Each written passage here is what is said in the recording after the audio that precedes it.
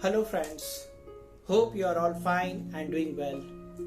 We are into the discussion of a book called What I Talk About When I Talk About Running by Haruki Murakami.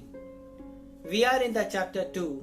The name of this chapter is Tips on Becoming a Running Novelist. And this is the third and the final video on this chapter. In case if you have missed any of my previous videos on this book, then I have shared the links of all the videos in the description below. Next, he talks about prioritizing things in life. He talks about the changes he made in his life after becoming a professional writer, like going to bed early and wake up early. When he was in his bar business, he hardly used to get time to sleep early. After they closed the bar business, he and his wife met only those whom they wanted to meet and avoided meeting those whom they didn't want to meet. So from an open life, they shifted to a very close and a reserved life. In this lifestyle, with no nightlife, sometimes their relationship with others became problematic, as whenever being invited for some night outs or party, they continued turning down the invitations. But as Murakami said in chapter 1, that emotional hurt is the price a person has to pay in order to be independent. We have to go through many pains in the journey of our life in order to live our life as we want.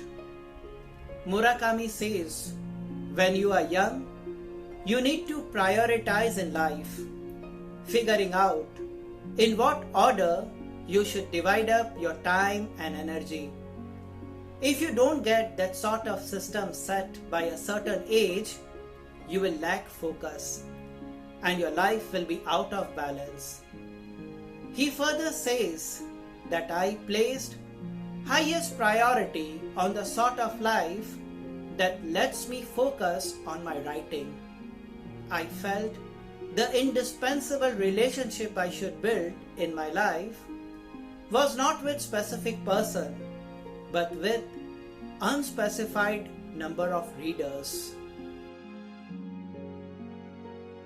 Next, he talks about looking for fairness in the unfairness of life and gives an example from his own life that if he doesn't exercise, then he tends to gain weight, and his wife is completely opposite.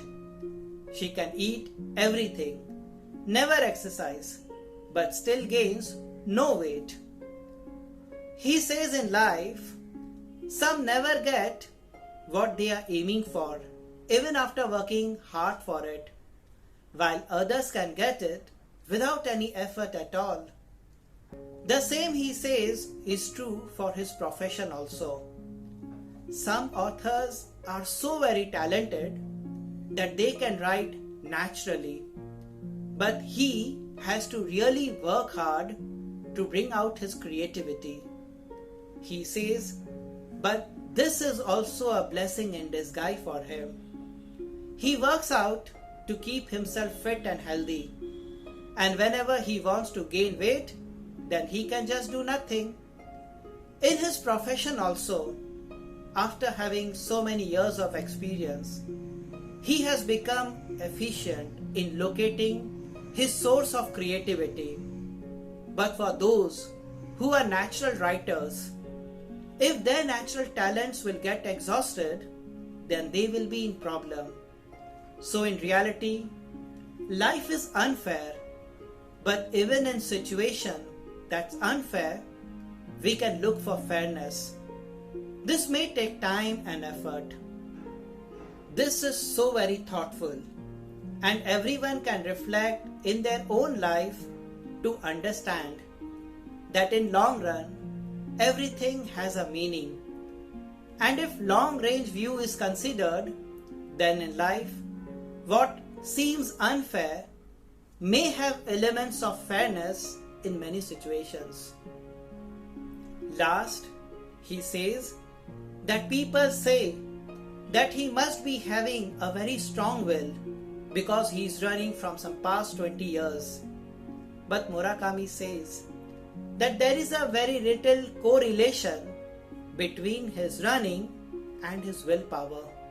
He runs because it suits him and it doesn't hurt him. In his own words, Murakami says, human beings naturally continue doing things that they like, and they don't continue what they don't like. No amount of persuasion can make them do all the time what they don't like to do. He further says, once he interviewed the Olympic runner Toshihiko Seku and asked him, does he ever feel that he should not run today and should sleep? The Olympic runner replied, yes, all the time.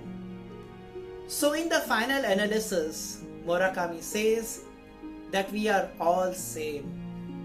The lesson we get from this is that the likes and dislikes of everyone is same. But the secret that makes a person extraordinary from being ordinary is that extraordinary people have formed the habit of doing those things which ordinary people don't like to do. So here Murakami completes his second chapter by saying that he started to run at the age 33. So in this video of this chapter, we can get 4 key messages. Number 1, prioritizing things in life is important, else life will be unfocused and imbalanced. Number 2, life is unfair, and even in situation that's unfair, we can look for fairness. Number 3, people continue to do what they like to do and don't continue to do what they don't like to do. No amount of persuasion will make any difference. And number 4, in the final analysis, we are all same, and things that ordinary people don't like to do are the same things that no one likes to do. But the difference is that extraordinary people have formed the habits of doing those things which ordinary people don't like to do. So here we complete chapter 2 of this book. We will start with chapter 3 in the coming video. Thank you.